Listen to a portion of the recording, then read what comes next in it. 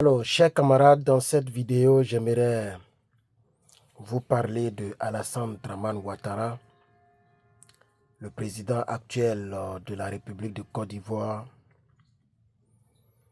Il veut donner sa position concernant les élections présidentielles d'octobre 2025.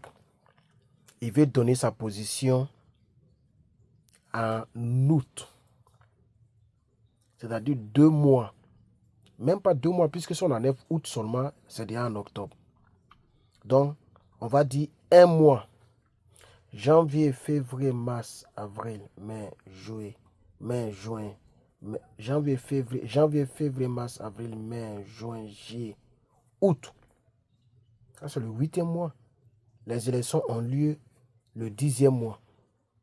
Donc, c'est en août qu'il compte donner sa position s'il va être candidat ou pas.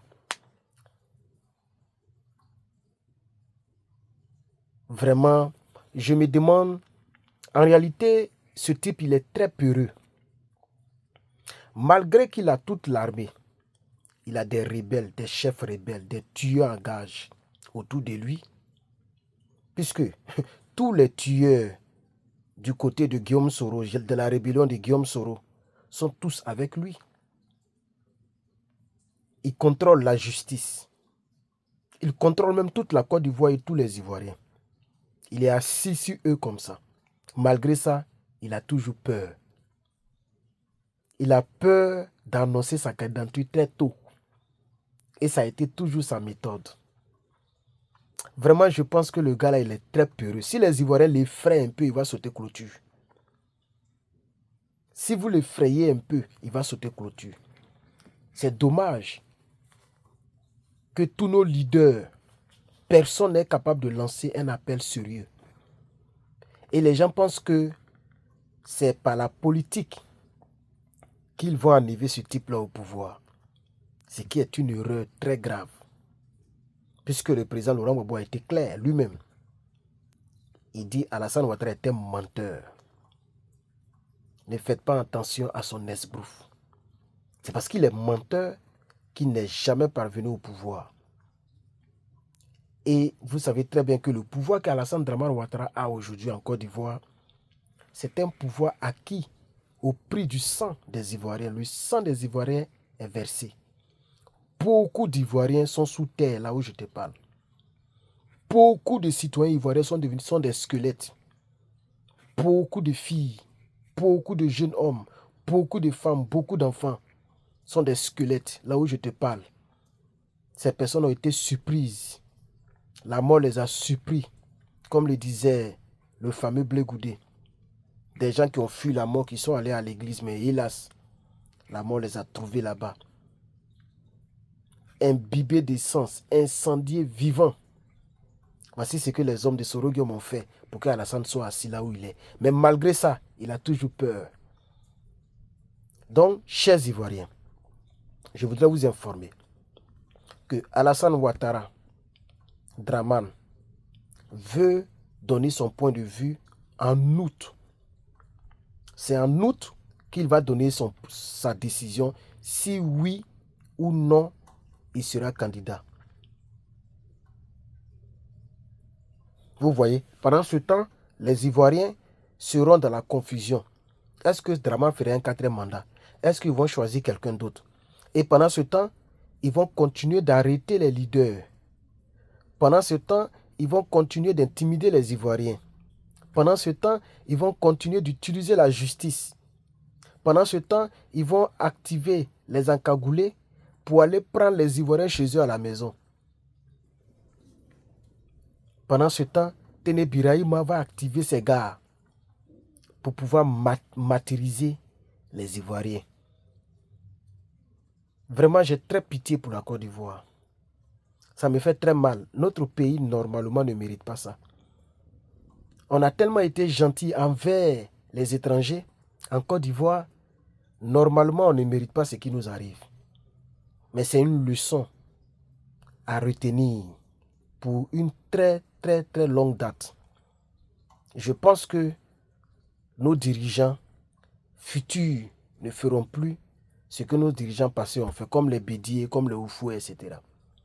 Je pense que les Ivoiriens prendront leurs responsabilités lorsque d'autres Ivoiriens s'élèveront pour essayer de faire une rébellion, surtout pour un étranger.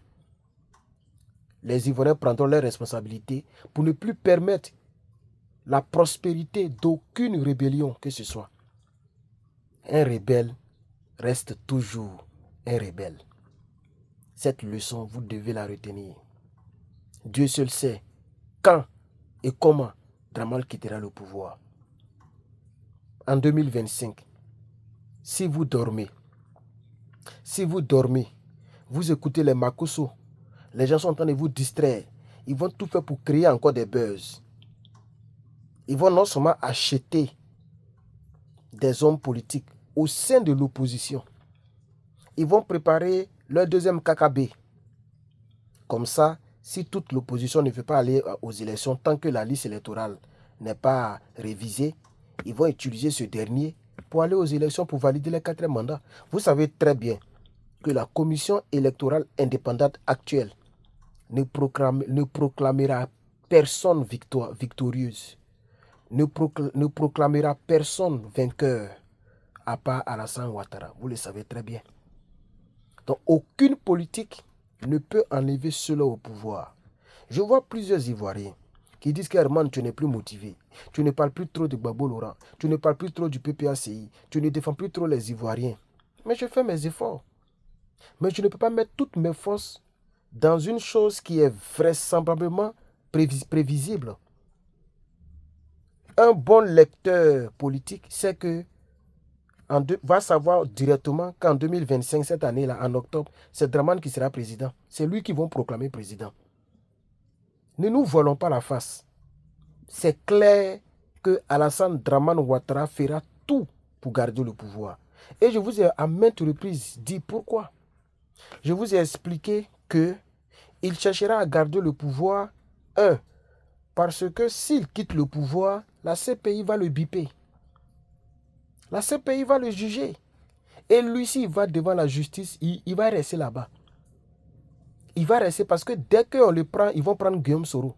Et Guillaume Soro, pour se défendre, il est capable de tout mélanger là-bas. Pour ne pas que lui seul, il paye le prix. Et Dramane ne va pas s'en sortir. Parce que la preuve est là. Chérif Ousmane, le tueur patenté des Ivoiriens, il est où aujourd'hui? Mais il est promu au grade de préfet militaire. Il est aujourd'hui le CEMAT, chef d'état-major de l'armée de terre, général de l'armée de terre. Hein? Les Thio Fosué, les Los, tous ces chefs rebelles sont où aujourd'hui? Les Vécho, les Kone Zakaria, les Chérif Ousmane, tous ces chefs rebelles travaillent avec lui. Attends, il y a eu deux partis, ou bien 3 partis dans la crise politico-ivoirienne. 3 partis. Il y a la première partie qui était la partie présidentielle, c'est-à-dire le pouvoir de Gbagbo Laurent. Il y a la deuxième partie, le parti d'Alassane Ouattara. Et il y a la troisième partie, le parti des jeunes patriotes, qui n'étaient pas des ministres, mais qui ont été tués plus que les ministres. C'est les Désiré Tagro qui n'ont pas eu la chance. Sinon, la plupart des ministres sont encore vivants. C'est eux qui étaient payés cher, eux qui mangeaient. Et on disait à leur temps qu'ils achetaient les RAF4. La plupart sont vivants. C'est quelques-uns qui n'ont pas eu la chance, comme Désiré Tagro, qui est mort de manière très triste, très atroce, très inhumaine. La mâchoire balancée. Et les jeunes patriotes ont été martyrisés par milliers et milliers. Et on nous dit 3000. Ça dépasse largement 3000 personnes. Vous comprenez, chers camarades? Vous devez savoir, chers Ivoiriens, vous devez savoir que cette année-là, si vous ne vous levez pas, si vous ne prenez pas vos responsabilités, on est parti pour 5 ans de souffrance encore. On est parti pour 5 ans de souffrance. Ça, je vous dis clairement. Et c'est pourquoi il veut mettre ça à 2 mois. Comme ça, dès qu'il dit qu'il est candidat, ils ont 2 mois pour mater encore les Ivoiriens et pour les mettre au pas. Je vous ai parlé même du porte-parole. J'ai fait un petit direct aujourd'hui, non, je crois. Aujourd'hui ou hier. On dirait que c'est aujourd'hui. Non, c'est hier. Porte-parole de la commission électorale indépendante. Elle a dit clairement que c'est impossible de réviser la liste électorale. Pourquoi? Parce que la Côte d'Ivoire n'est pas automatisée. Le système informatique n'est pas automatisé. Mais quand c'est pour donner les résultats des concours, là, le système, il est automatisé. Hein. Là, on dit aux candidats de mettre les matricules pour vérifier leurs résultats. Quand c'est le BTS, le baccalauréat, le système, il est automatisé. Il est informatisé. Mais quand c'est pour réviser la liste électorale, là, le système n'est pas automatisé. C'est ça la triste réalité. Elle a dit que le système n'est pas automatisé. Donc, c'est impossible de faire la révision de la liste électorale chaque année. Ça veut dire que cette année, ils ne feront pas la révision de la liste électorale. Donc, les fantômes qui sont sur la liste électorale vont voter. Donc, voici un peu l'information que je voulais porter à votre connaissance. Comme nous sommes déjà à 11 minutes, je vais bien m'arrêter là. Je vous souhaite un très bon vendredi, le week-end, un très bon week-end. Et beaucoup de courage à la famille de notre cher frère combattant Don Piki. Il a été jugé, condamné, parce qu'il a arraché les papiers de 2010.